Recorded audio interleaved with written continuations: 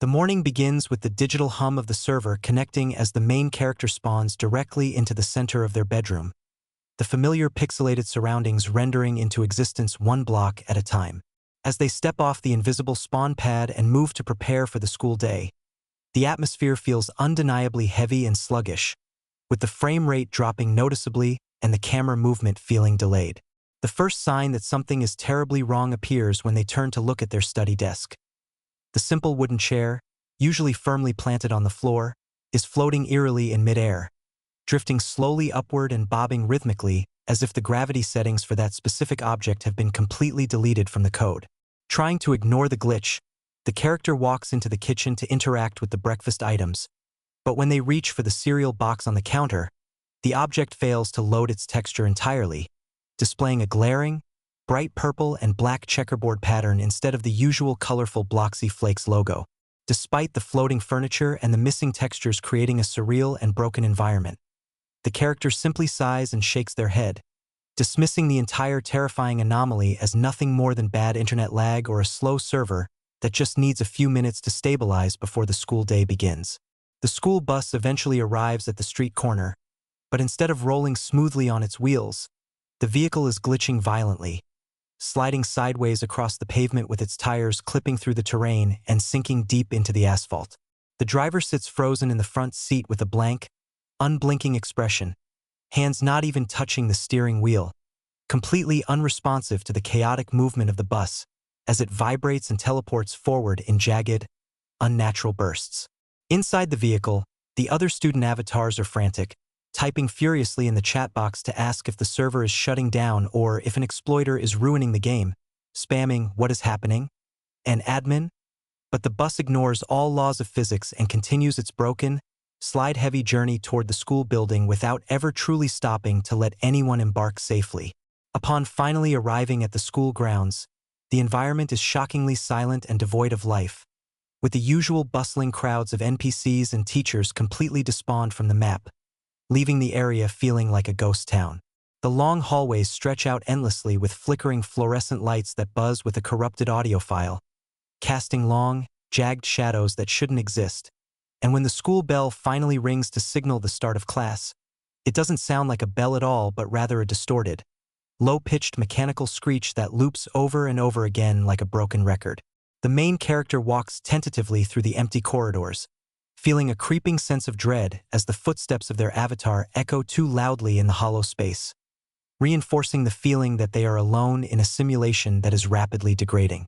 Entering the first period science class offers no safety, as the moment the students step through the door, the room's gravity settings malfunction catastrophically, causing heavy wooden desks and metal chairs to lift off the ground and swirl violently around the room. The physics engine loses all control, flinging furniture into the walls and ceiling where they stick and vibrate aggressively, while the students attempt to navigate the zero-gravity chaos, realizing with horror that this isn't just simple lag but a fundamental collapse of the game's core coding. There is no teacher present to reset the room or restore order, leaving the students to dodge flying debris in a classroom that has become a dangerous, swirling vortex of broken assets and collision errors. Desperate to find an adult or an administrator who can fix the server, the group of friends navigates the treacherous hallway to the staff room, hoping to find a teacher taking a break or grading papers. However, when the main character reaches out and swings the staff room door open, they are not met with a lounge or coffee machines, but rather a terrifying, endless void where the map geometry simply ends.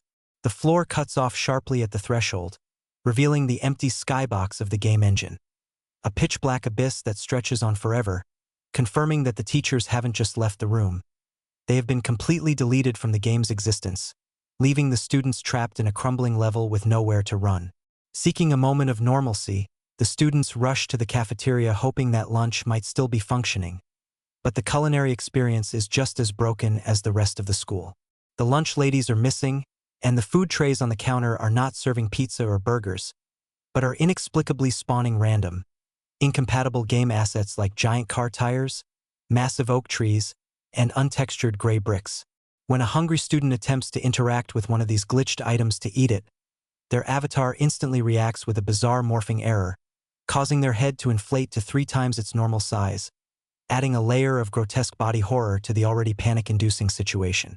Realizing that the school is no longer safe and the game is falling apart, the group decides their only hope is to go directly to the principal's office to report the critical bugs.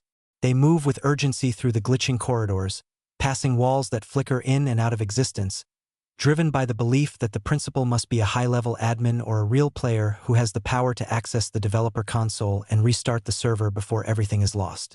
The tension mounts as they approach the heavy wooden door of the office, the only part of the school that still seems stable, praying that someone is inside who can explain the madness.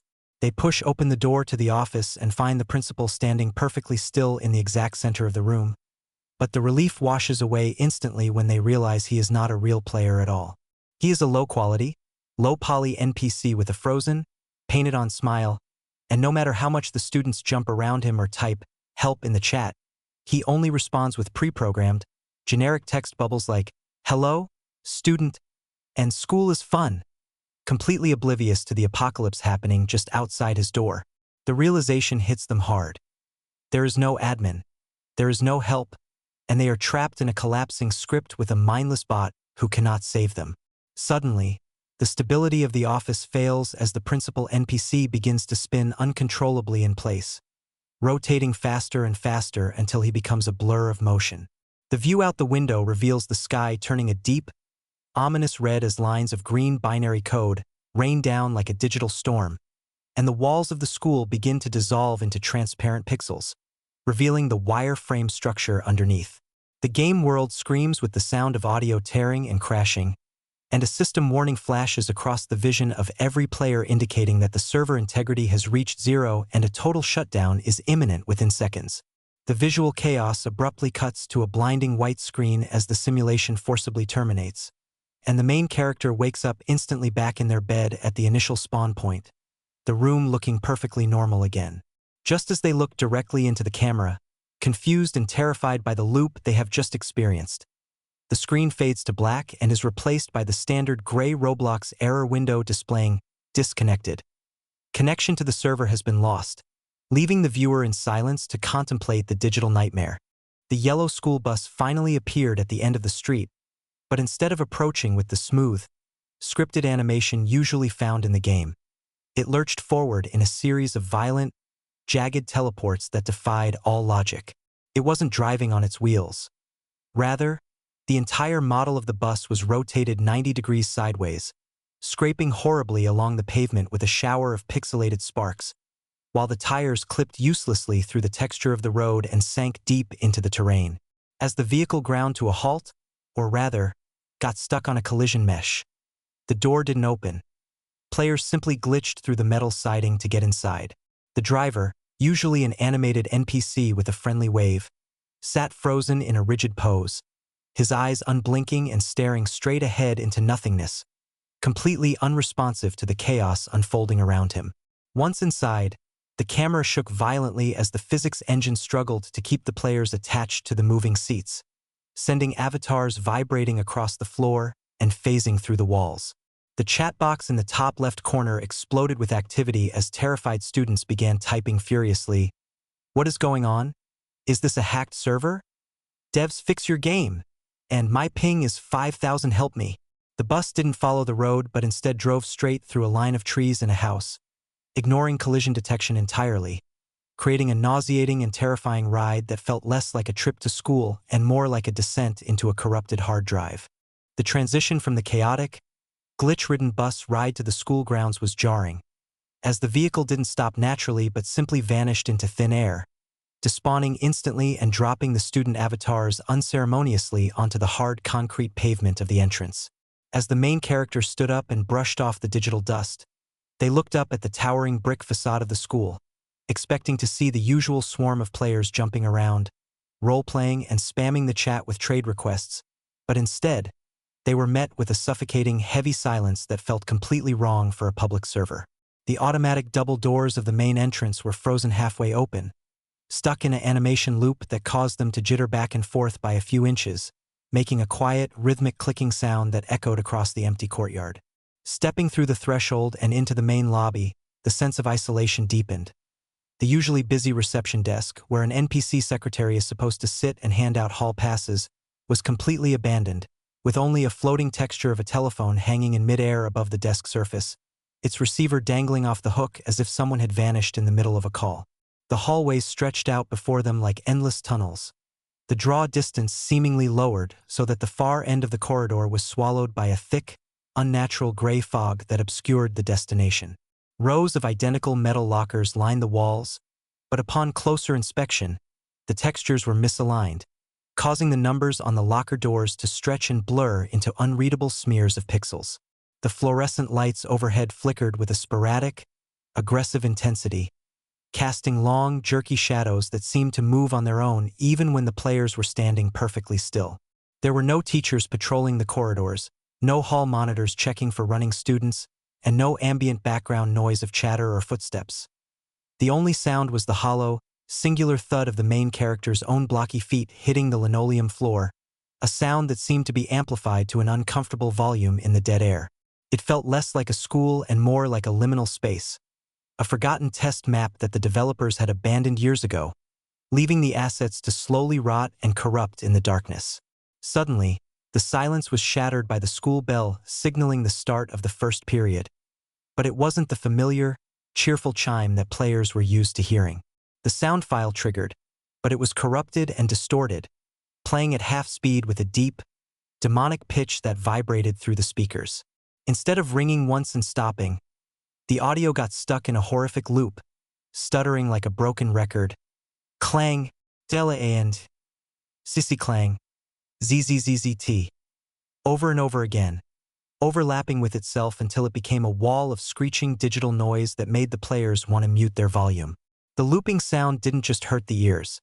It seemed to shake the game world itself, causing the camera view to vibrate in sync with the distortion, creating a nausea-inducing effect that made navigating the straight hallway nearly impossible. As the group of students stumbled forward, covering their avatars' ears in a futile attempt to block out the noise, the realization set in that the game's audio engine was collapsing along with the physics, and the school, which was supposed to be a place of roleplay and fun, had transformed into a hostile environment where the very code holding the reality together was screaming in agony. The students pushed their way through the heavy double doors labeled Science Lab 101, desperate to escape the ear-splitting, distorted ringing of the corrupted school bell in the hallway, hoping to find sanctuary within the structured environment of a classroom.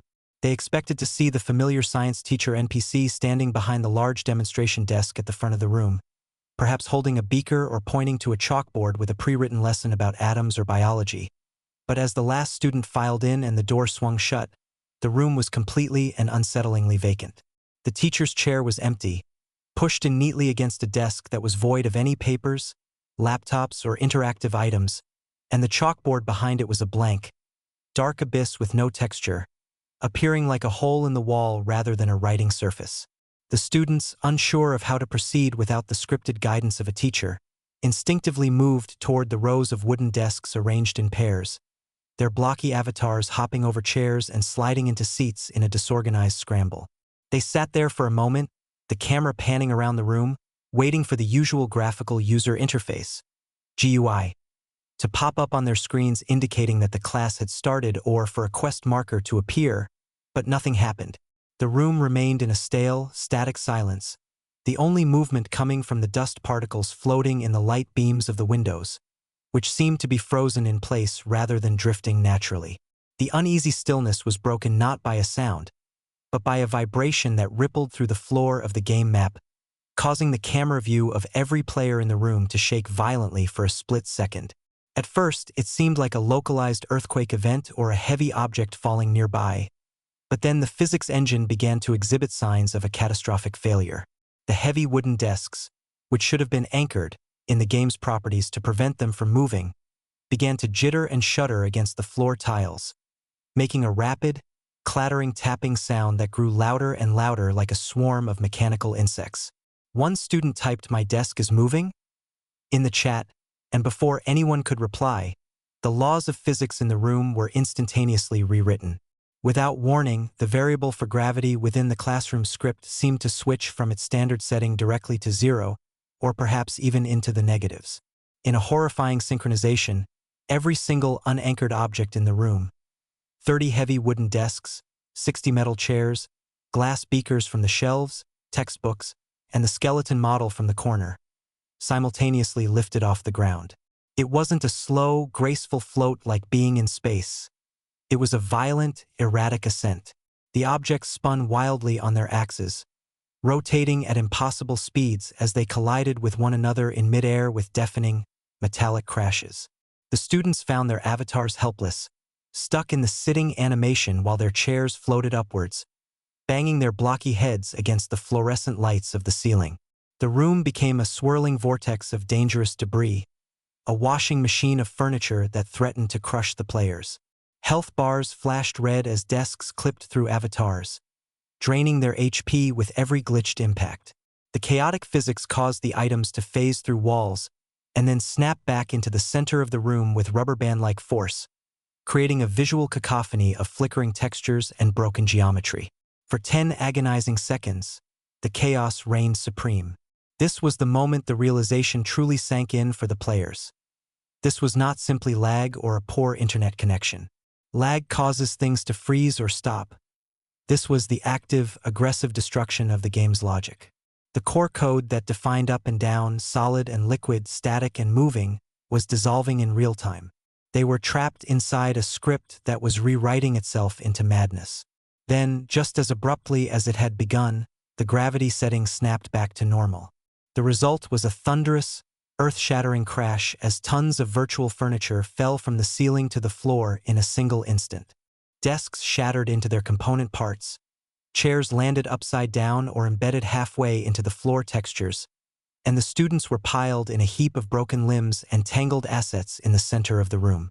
As they scrambled to stand up, jumping over the wreckage of the classroom, the chat fell silent, the horror of the situation rendering words useless as they realized the safety of the school was an illusion and the game itself was trying to delete them. Picking themselves up from the tangled pile of overturned desks and shattered chairs in the science classroom, the students realized that staying in one place was no longer a viable strategy for survival. The safety of the scripted environment had completely evaporated, replaced by a volatile and hostile physics engine that seemed determined to crush them under the weight of its own errors. A silent consensus formed among the group of friends. They needed to find an authority figure, someone with the program capability to reset the scene or at least offer an explanation. The natural destination was the staff room, the administrative hub located in the center of the school map where the teacher NPCs were programmed to idle during their break periods. They scrambled out of the science lab, their avatars clipping slightly through the doorframe in their haste, and sprinted down the main corridor, their footsteps thundering against the linoleum floor which now felt precariously thin, as if the ground itself might depaup at any moment. The hallway was darker than before, the lighting engine failing to calculate shadows correctly, plunging entire sections of the path into absolute pitch blackness, while other sections were blindingly overexposed white. They navigated the strobe light nightmare with desperate focus, ignoring the textures on the walls that were beginning to peel away to reveal the gray checkerboard of the default grid underneath. Driven solely by the hope that behind the staff room door, they would find the familiar, comforting presence of the adult characters.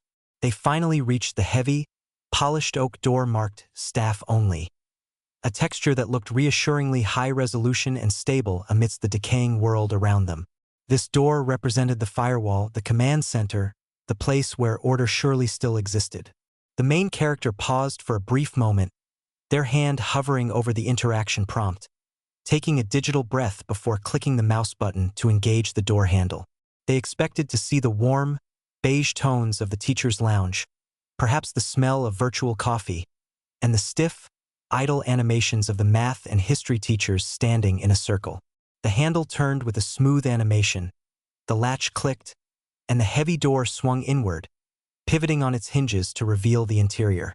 But as the door opened, the students recoiled in visceral horror, their avatars stumbling backward as their brains struggled to process the visual information, or rather, the complete lack thereof. There was no room. There was no floor, no ceiling, no walls, and no furniture. Where the staff room should have been, there was only the skybox, the endless, empty void that exists outside the boundaries of the playable map. The floor of the hallway ended in a razor-sharp, jagged line exactly at the threshold of the door, slicing through the texture of the carpet like a knife.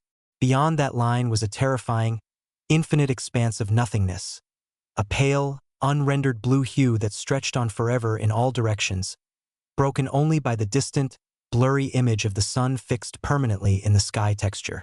It was as if the game engine had simply decided that the room and everything inside it were no longer necessary and had unloaded the entire chunk of data from memory, deleting it instantly and without a trace.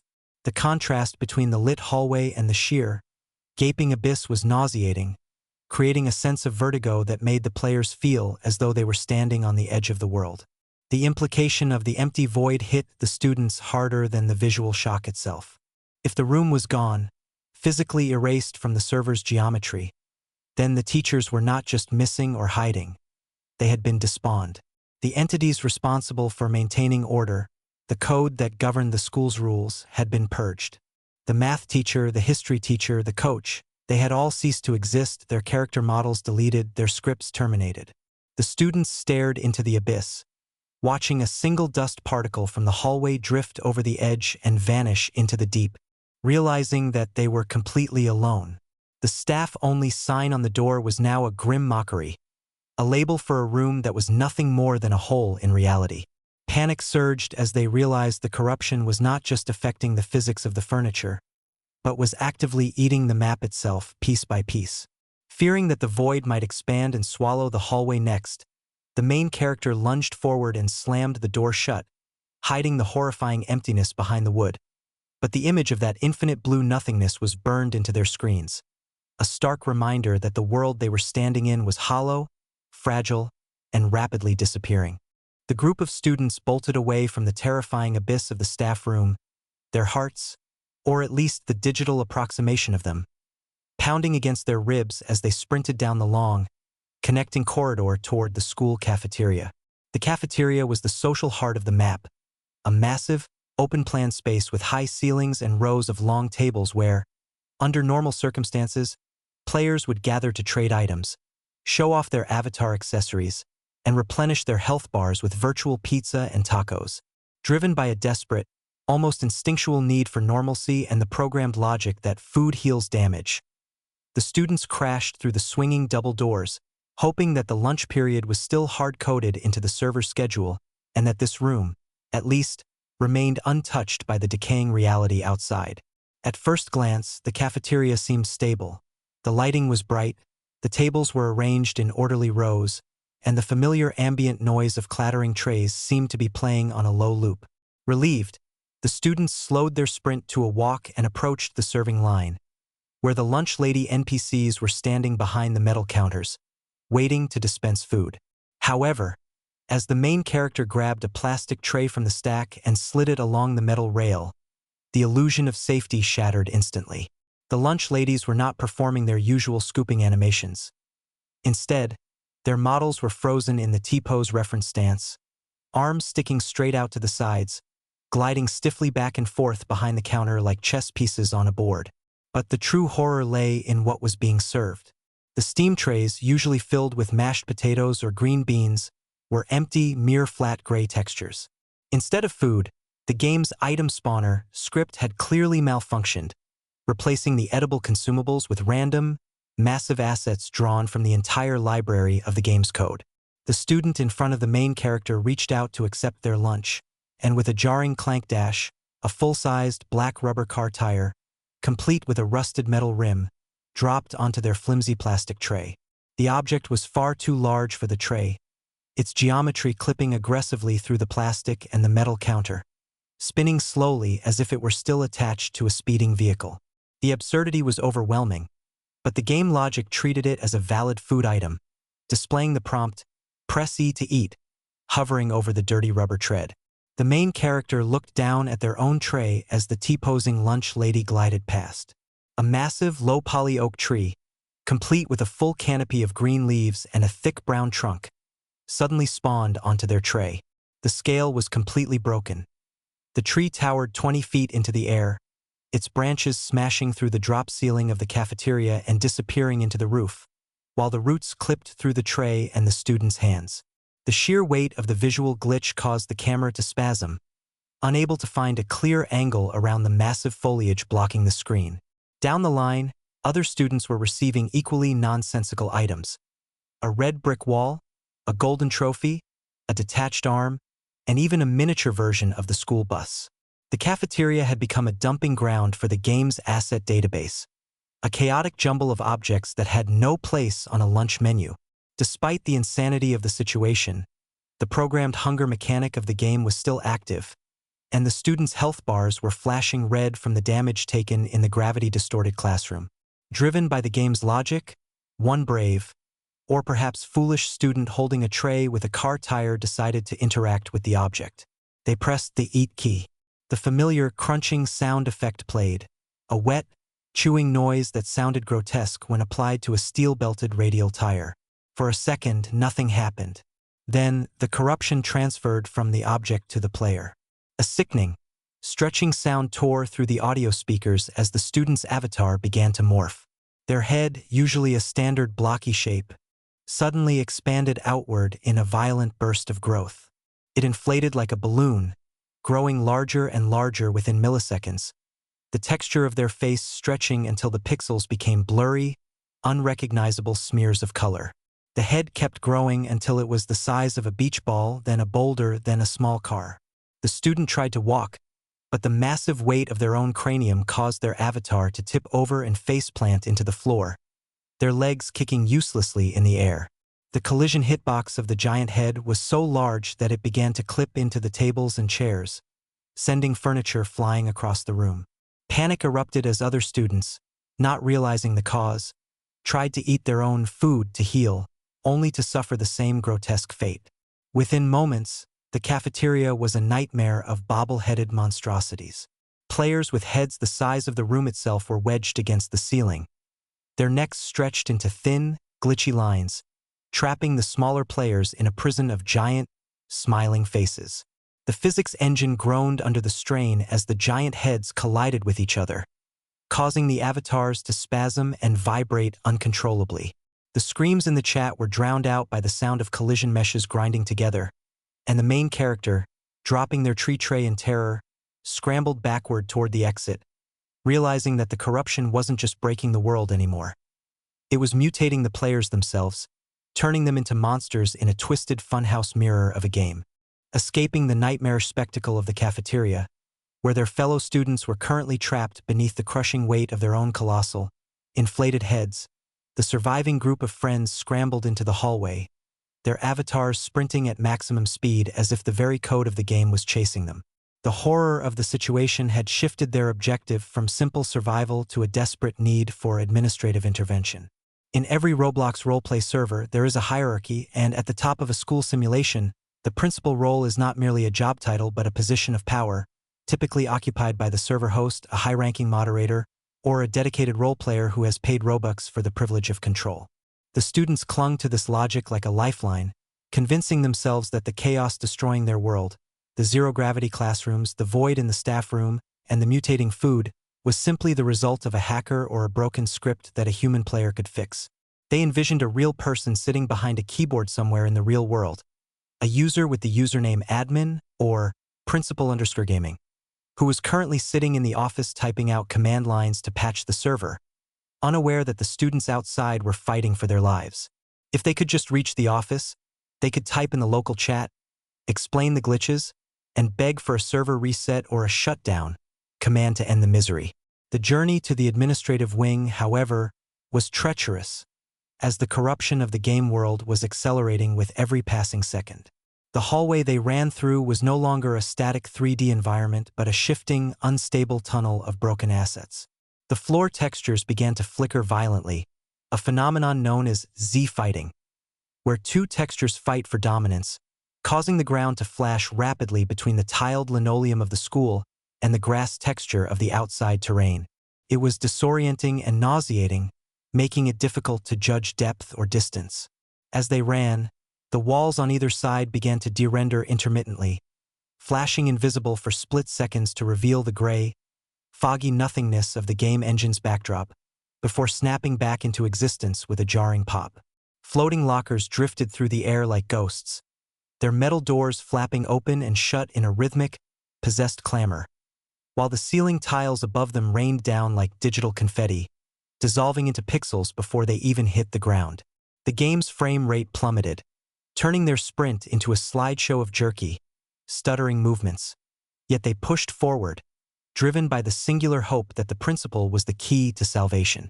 As they rounded the final corner toward the administration block, the atmosphere shifted perceptibly.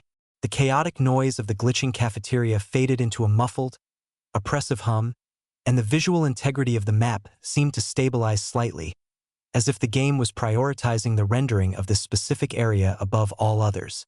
The hallway here was wider, lined with portraits of past Student of the Month winners, though upon closer inspection, all the portraits were blank white squares, their image files failing to load. At the end of this imposing corridor stood the double doors of the principal's office. Unlike the cheap, repeating textures of the classroom doors, these were rendered in high-definition mahogany wood with gold handles, standing as a pristine monument to authority amidst the crumbling ruin of the school.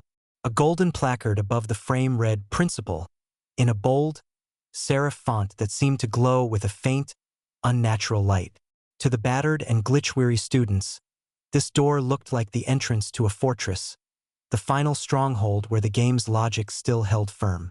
They slowed their approach, walking cautiously toward the entrance, their avatars huddled close together for comfort. The silence here was heavy and expectant, vastly different from the screaming audio loops of the bell or the crashing furniture. It was the silence of a server waiting for input. They imagined what they would find on the other side. A fully customized, high-level player avatar sitting behind a massive oak desk, perhaps wearing a fancy suit or a Dominus hat to show off their wealth, surrounded by control panels and monitors. They rehearsed what they would type in the chat: PLS help, server broken, reset map. The belief that a human intelligence was waiting for them was the only thing keeping them from logging out in despair. The main character stepped forward, their hand reaching out to the golden handle, trembling slightly. The collision box of the door felt solid and real. This was it, the moment of truth. With a collective intake of virtual breath, they pushed against the wood. The heavy doors swung inward smoothly, with a perfect, bug-free animation, inviting them into the sanctum of the school's leader. They stepped across the threshold, leaving the glitching madness of the hallway behind, fully expecting to be greeted by a player who could save them, unaware that they were walking into the heart of the problem itself. The heavy mahogany doors clicked shut behind the group of students, sealing them inside the principal's office and cutting off the deafening roar of the crumbling school with an abrupt, unnatural finality. The silence that filled the room was not peaceful. It was absolute, a digital vacuum where audio files seemed to have been deleted entirely. The students stood frozen near the entrance, their cameras panning slowly across the room, taking in a scene that was terrifyingly pristine.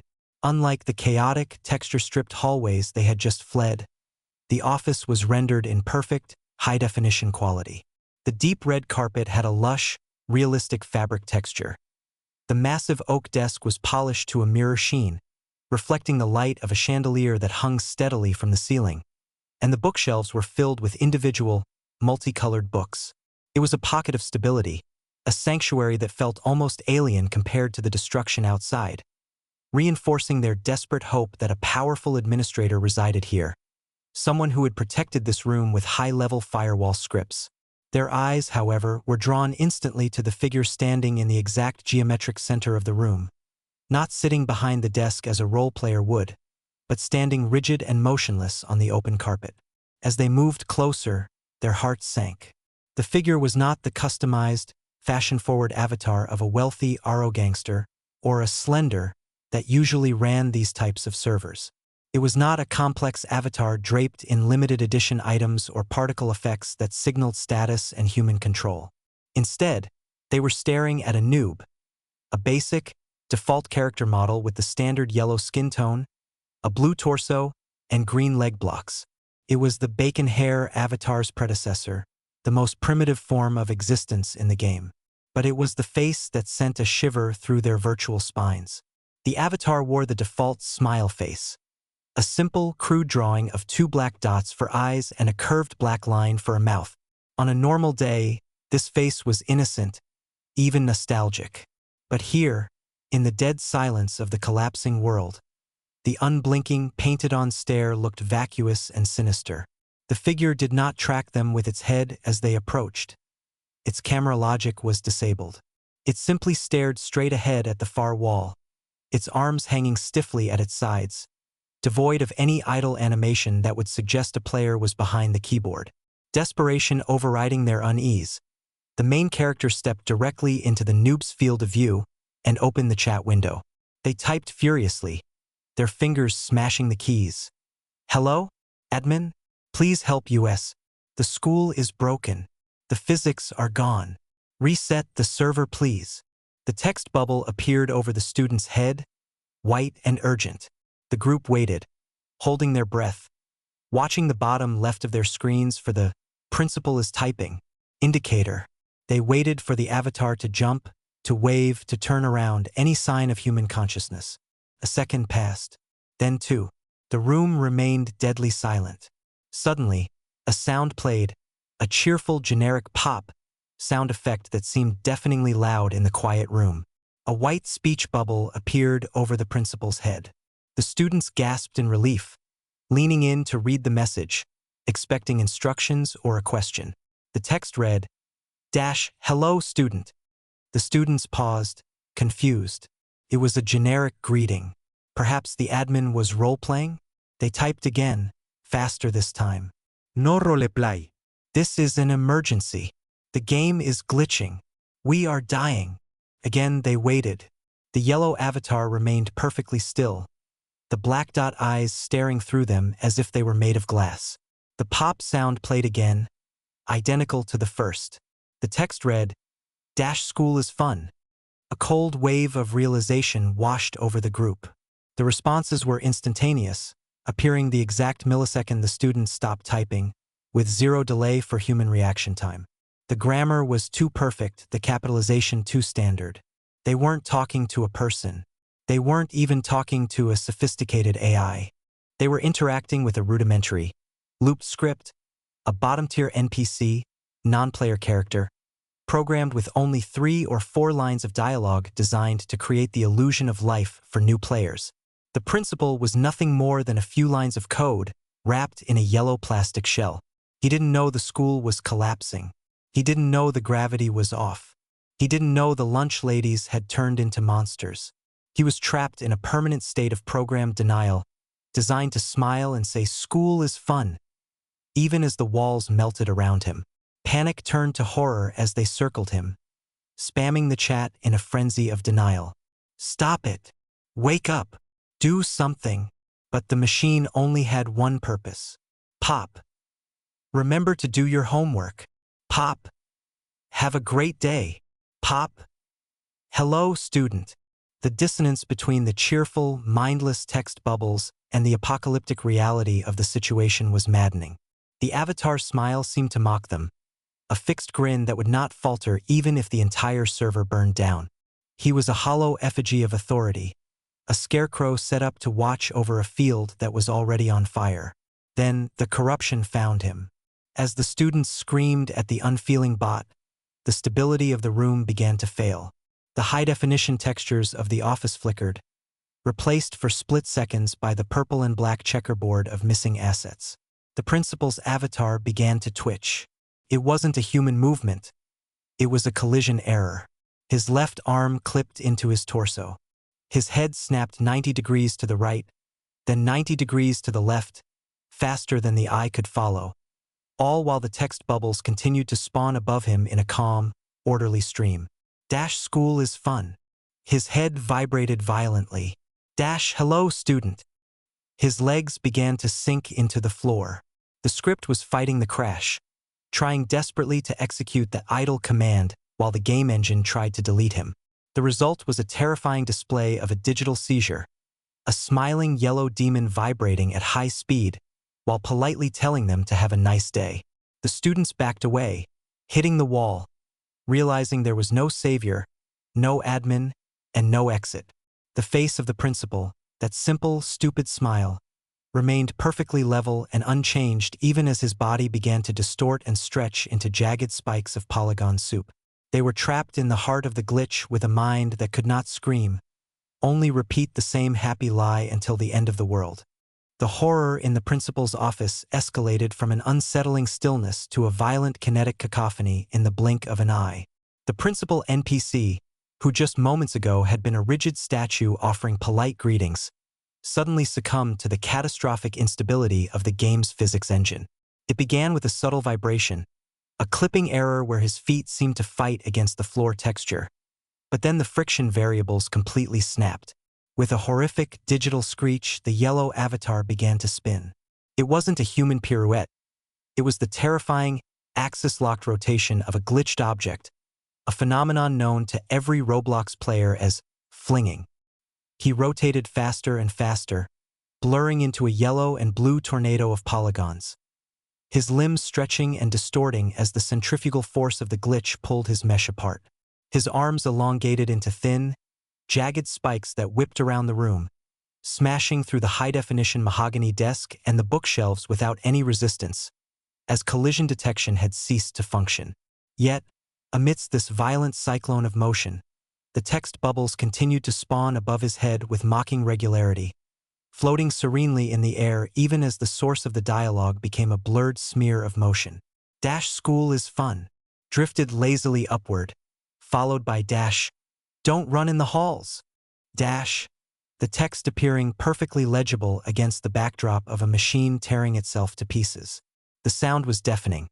A rapid-fire, machine gun stutter of the collision sound effect, thud thud thud thud, overlapping into a continuous roar of audio feedback that made the students' speakers crackle and pop.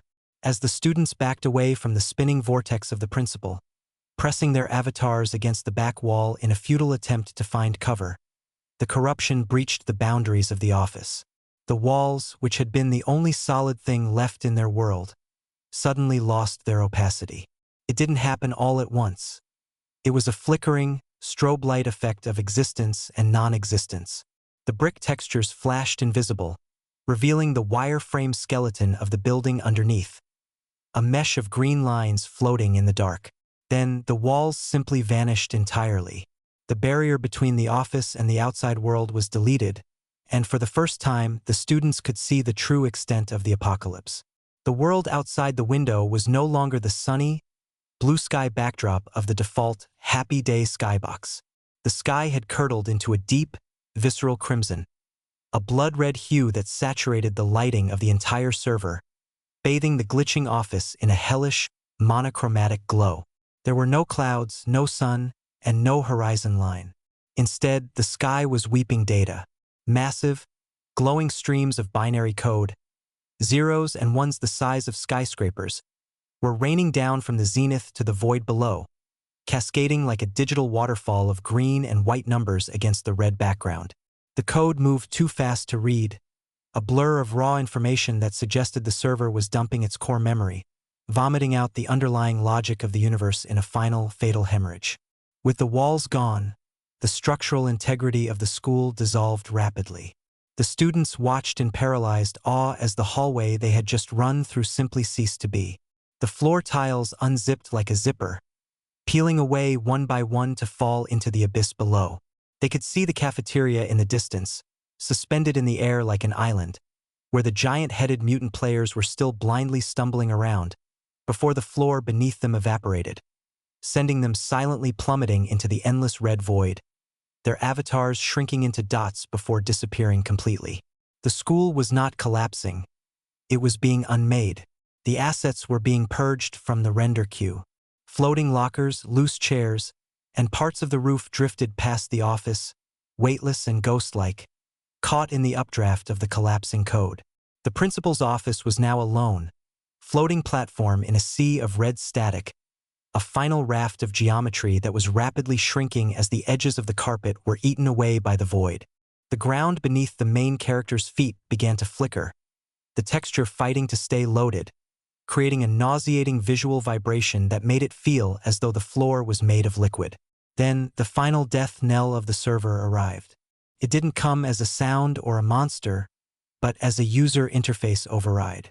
The chat box in the top left corner, which had been scrolling endlessly with the panicked screams of the players, suddenly froze. The text cleared instantly, wiped clean by a system command. In its place, a new message appeared, not from a player, but from the system itself.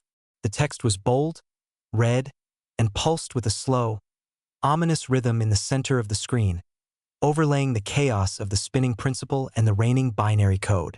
System. Critical error detected. Server integrity at 0%. System. Emergency shutdown initiated. A countdown timer materialized in the center of the screen, gigantic and terrifying in its finality. 10. The spinning principle finally shattered. His avatar couldn't handle the velocity anymore, and he exploded into a shower of individual body parts. A head, a torso, a leg, that flew off into the red void, leaving only the smile face floating in the air for a split second before it too was deleted. 9. The friction on the floor vanished completely. The students slipped and fell, their avatars sliding helplessly toward the edge of the floating carpet platform. There was nothing to grab onto, no walls to stop them. They were sliding into the binary rain. 8. The audio engine died. The roaring sound of the glitch, the wind, the music. It all cut out instantly, replaced by a suffocating, absolute silence. The silence was worse than the noise.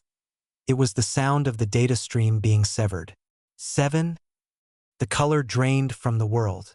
The red sky turned to a flat, lifeless gray. The textures on the students' avatars failed to load, turning them all into smooth, gray mannequins without faces or clothing. They were stripped of their identities, reduced to raw geometry. 6. The frame rate dropped to single digits. The movement of the falling binary code became a jerky slideshow. Frame. Frame. Frame. The world was freezing up, struggling to render the final seconds of its own death. 5. The gravity reversed. The students, who were sliding off the edge, were suddenly pulled upward. They floated into the air, drifting past the raining numbers, suspended in the gray void. There was no up or down anymore, only the glowing countdown timer burning into their retinas. 4. The UI began to glitch. The number 4 split into 2, then 3, overlapping itself until it was just a smudge of white pixels. The chat box dissolved into static. 3. The screen began to tear. Black jagged lines ripped across the view, obscuring the gray void. The simulation was fracturing. The main character tried to move their camera, but the controls were dead. They were forced to watch the end. 2. The visuals compressed into a single, blindingly bright white point in the center of the screen, as if the entire universe was being sucked into a black hole. 1. The white point expanded, swallowing everything, the code, the void, the gray avatars, in a flash of pure, blank whiteness. The story was over. The server was dead. The blinding, all-consuming whiteness that had swallowed the universe did not recede gradually. It held the main character in a state of suspended animation, a digital purgatory where time, space, and code ceased to exist. For an indeterminate amount of time, there was no sound, no movement, and no render queue, only the raw, blank canvas of the game engine waiting to receive data.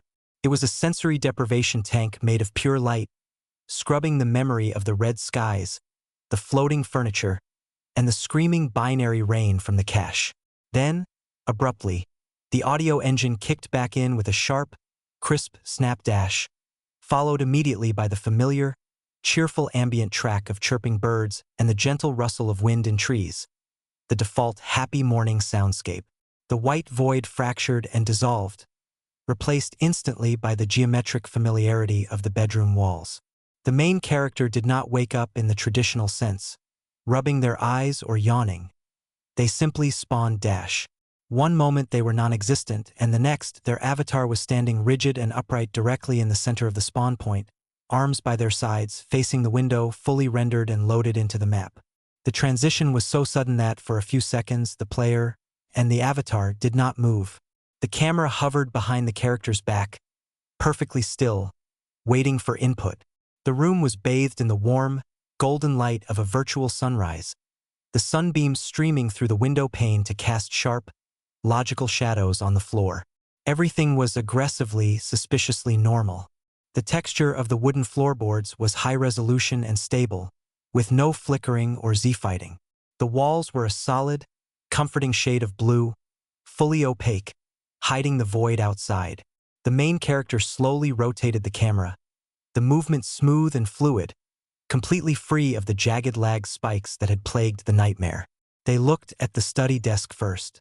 The wooden chair, which had floated so ominously earlier that morning, was firmly planted on the floor, its 4 legs touching the ground with satisfying solidity. Gravity was working. The physics engine was humming along at the standard 60 frames per second. Tentatively, the character moved. Tap W. Step forward. Tap W. Step forward. The footsteps sounded crisp. Thud, thud, thud. Against the wood. There was no echoing distortion, no demonic looping. They walked over to the kitchen counter, the scene of the first glitch. The box of Bloxy flakes sat there, but the terrifying purple and black checkerboard of the missing texture was gone. In its place was the bright, colorful graphic of a cartoon rooster holding a spoon. It was mundane. It was boring.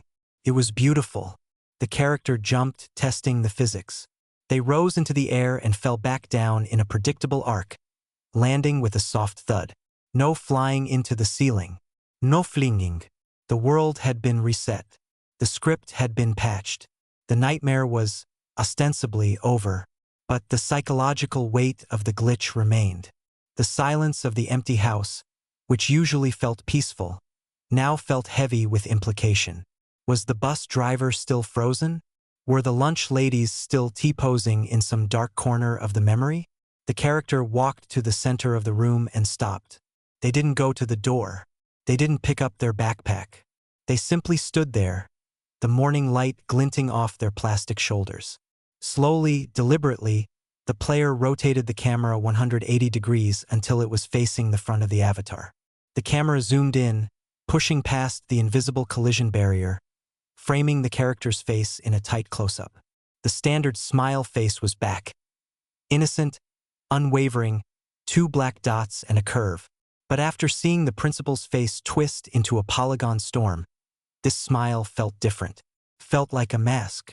The character stared directly into the lens, breaking the 4th wall, acknowledging the player behind the screen and the audience watching the video. For a long moment, nothing happened.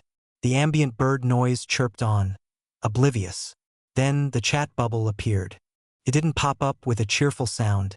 It simply faded into existence above their head, the text stark and black against the white background. I am never going to school again. The message hung in the air, a final declaration of defiance against the broken logic of the simulation. It was a rejection of the script, a refusal to participate in a system that could collapse at any moment. The avatar stood motionless, the text bubble lingering, the smile unchanging, the eyes staring deep into the soul of the viewer. It was a moment of perfect, uneasy clarity. And then, the reality of the medium asserted itself one last time. The cheerful bedroom scene didn't fade to black. It didn't roll credits. It froze. The bird sound looped on a single millisecond of audio. Chirp, chirp, chirp, chirp, creating a buzzing mechanical drill sound. The image of the avatar staring at the camera locked in place. The color drained out of the screen, washed over by a translucent, dark gray overlay. A rectangular box popped up in the center of the screen, shattering the immersion instantly. It was the user interface of the Roblox client, the final boss that no player can defeat. The box was simple, gray, and devastating. Disconnected. You have lost the connection to the game. Error code 277. Please check your internet connection and try again. Below the text was a single, large button. Leave. The cursor hovered over the button for a heartbeat, trembling slightly, before the screen cut abruptly to black, ending the video in absolute silence.